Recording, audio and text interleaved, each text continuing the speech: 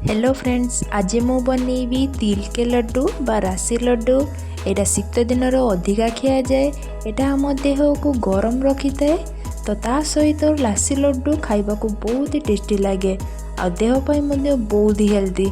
तो चलतु आ डेरी न करी रेसिपीटी को स्टार्ट करदे। फ्रेंड्स, मो रेसिपी जदि आपण मानक भल लगे प्लीज सब्सक्राइब करेंगे। नमस्कार, मु शुभश्री कुक देवा चैनल को आपण समस्त को स्वागत करुच्ची। राशि लड्डू पाई मुझे कड़ई रे नहीं 1 कप राशि माने 100 ग्राम रो राशि नहीं। तापर ये राशि गुड़ी को हल्का भाजी नवा लो फ्लेम करिकी देखंतु जमा हाई फ्लेम देबेनी न राशि गुड़ी को पोड़ी जीवो आउ टेस्ट जमा भल लागिबनी।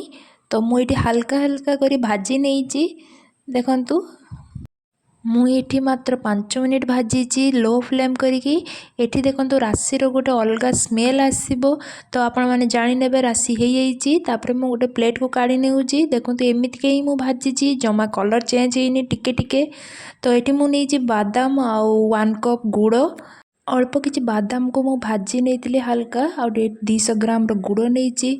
तापर मु सेई कड़ई रे देई देइछि घिओ। आपण मैंने ये रिफाइन तेल भी देपारे किंतु घीओ मुझे देती कहीं लड्डूटा बहुत ही टेस्टी लगे आ बढ़िया स्मेल भी आसी था लड्डूर। तो आपण मैंने ये घीओ ही देवे मुझे सजेस्ट करी आपण मानू। तापर मुझे देदी गुड़ गुड़ को आम टे मेल्ट होते दबा माने टे भल भाव पाग होते देदबा। गुड़ टी भल भाव मेल्ट होगापाई मुझे हाफ कप रो आउरे अल्प पानी देती माने आपण छिंचिकी भी टे पानी दे पारे। तापर मुझे को देखो बोले नौची गुड़रू एबे फेण बाहर माने पाग हवा स्टार्ट हो गलानी। गुड़ को आपण मैंने एमती ही बुलाऊे न तली लगी जाइथिबो। तो एमती ही मु बुलाई चलची चटू साहाय्य। तापर मुझे राशि दे दूची जेटा भाजिकी आम रखी ता सहित मु देदेवी बादाम जेटा आम मु भाजिकी रखी भी। एठी आपण मैंने काजू बादाम भी दे पारे। मुझे चीना बादाम को देइची। तापर मुझे भल भाव मिसई नेबी।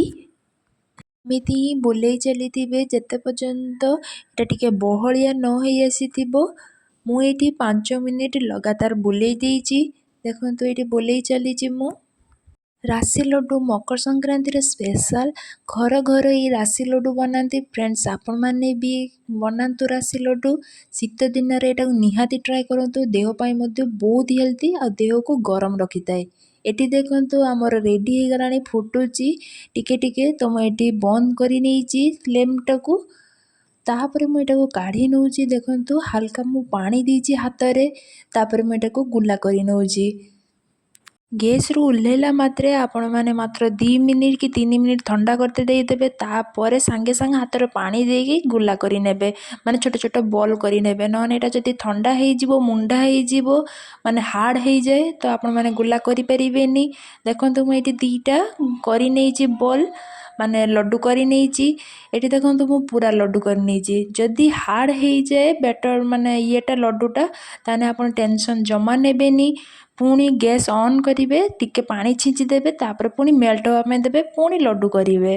गोटे लड्डू करेंगे हाथ में पानी देवे एमती करी सब लड्डू गुड़िक आपण मैंने करे आ जमा भी हाथ को गरम लगनी कि मन करी पानीटा देवे।